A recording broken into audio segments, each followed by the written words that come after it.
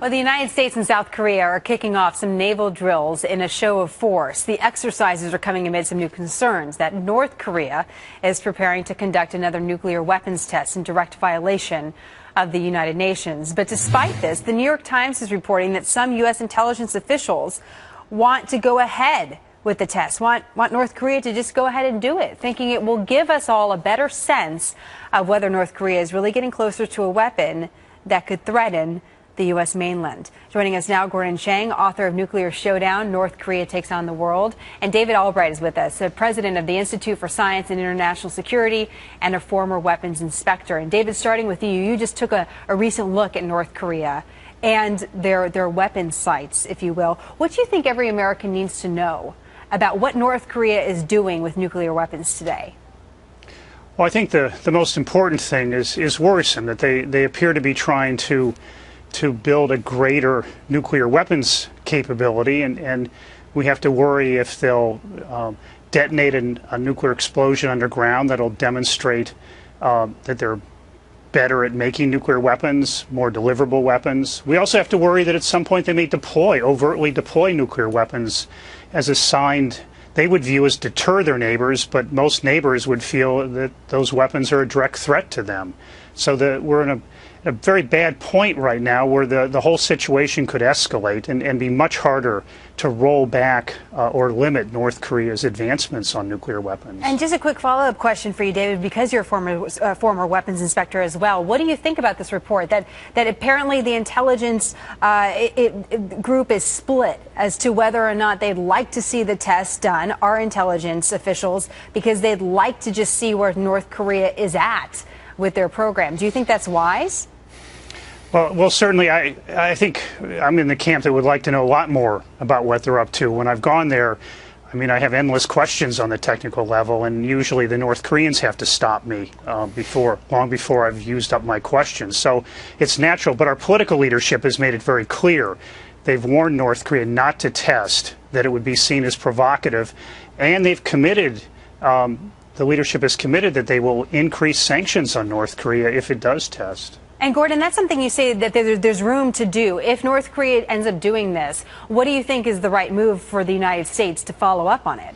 I think the one thing we should do is stop subcontracting our security to the Chinese and the United Nations.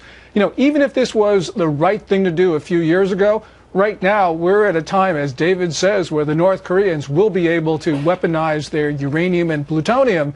And we don't have that much time, maybe 5 years. So we've got to make sure that the North Koreans are disarmed, because they make very threatening statements against the United States. And we know that they're not a status quo power, which means that they have used violence to upset situations that they found to be unacceptable. When they have nuclear weapons, they'll have much more ability to do that. Let me just, a big picture, if I could, David, as well. We're worried about this technology, about whether or not they have the warhead on the long-range missile that can bring a nuclear bomb, if you will, to the United States. Why would they do that? I mean, what would be their motivation to engage us in that way? Well, from their point of view, they want to deter us. They feel threatened by us, and they want to keep us from in a sense, threatening them.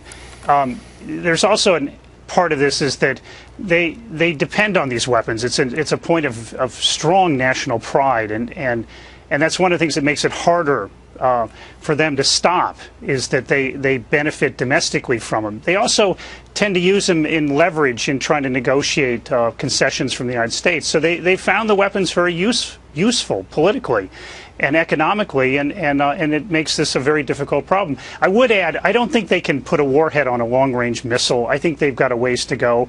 But I think in our assessments at ISIS, and we've heard this from other governments, I think you have to give them credit that they can put a warhead on one of their shorter-range missiles like the No-Dong, and they haven't done it in an overt way. So I do think they're not racing ahead.